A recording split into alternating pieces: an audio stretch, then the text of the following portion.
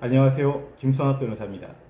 저는 대한변호사협회 공식인증 제주 형사전문 변호사이자 제주지방법원 재판부별 국선변호사, 제주지방법원 논스톱 국선변호사를 역임하면서 수많은 형사사건의 변론을 성공적으로 수행해왔으며 현재 다수의 형사사건을 수임하여 변론하고 있습니다. 형사사건을 상담하다 보면 공무집행방해 혐의로 조사를 받게 되었는데 혹시 구속되나요? 라는 질문을 매우 자주 받습니다. 특히 경찰관, 소방공무원, 단속 공무원과의 물리적 충돌이 있었던 경우라면 구속 가능성에 대한 불안은 더욱 커질 수밖에 없습니다. 오늘은 공무집행방해 혐의를 받는 경우 구속 가능성이 언제, 어떤 기준으로 판단되는지에 대해 제주 공무집행방해 변호사의 실무 경험을 바탕으로 설명드리겠습니다.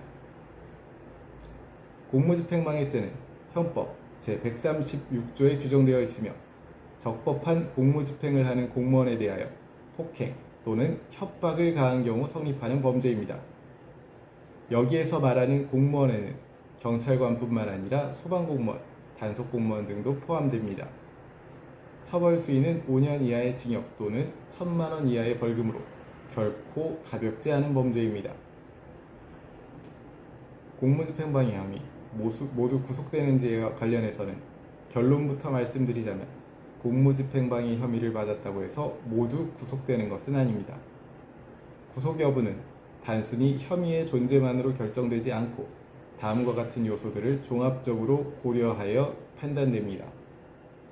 범행의 정도와 폭행 수위, 공무원에게 실제 상해가 발생했는지 여부, 전과 여부 및 동종 전력, 도주 우려 또는 증거인멸 우려 등을 검토하여 판단되게 됩니다. 즉, 사안별로 구속 가능성은 크게 달라질 수 있습니다. 실무상 공무집행방해 사건에서 구속 가능성이 높아지는 경우는 다음과 같습니다. 첫째, 공무원에게 상해가 발생한 경우입니다. 단순 몸싸움 수준을 넘어 골절, 전치 수주의 상해, 치료가 필요한 부상이 발생했다면 사안은 매우 중대하게 평가됩니다. 두 번째는 흉기 사용 또는 집단 가담이 있었던 경우입니다. 주먹이나 몸으로 저항한 경우보다 위험한 물건을 사용하거나 다수인이 공무원을 둘러싸고 폭행한 경우라면 구속 필요성이 커집니다. 세 번째는 동종전과가 있는 경우입니다. 과거에 공무집행방해, 폭력전과 집행유예 기간 중 범행이 있었다면 재범 위험성이 높다고 판단되어 구속 가능성이 증가합니다. 다만 다음과 같은 사정이 있다면 불구속 수사 가능성이 높아지게 됩니다. 폭행의 정도가 경미한 경우, 우발적 상황에서 감정적으로 발생한 사건인 경우, 초범이거나 전과가 없는 경우, 주거와 직업이 분명한 경우 등이 있습니다.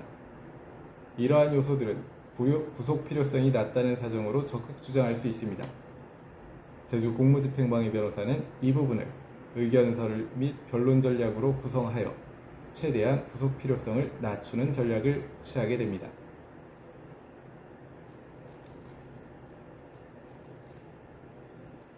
공무집행방해 혐의를 받았다고 해서 무조건 구속되는 것은 아니지만 대응을 잘못하면 구속과 실형 위험이 현실화될 수 있는 범죄인 것은 분명합니다. 현재 공무집행방해 혐의에 대한 법률적 도움이 필요하시다면 언제든지 제주 형사전문 변호사 김성학 법률사무소를 찾아주시면 신속, 정확한 해법을 제시해드리겠습니다. 조금이나마 도움이 되셨으면 합니다. 감히 최고라고 자부할 수는 없지만 여러분의 권리를 지키고 항상 최선의 결과로 만족을 드리는 제주 형사전문 김성학 변호사입니다. 감사합니다.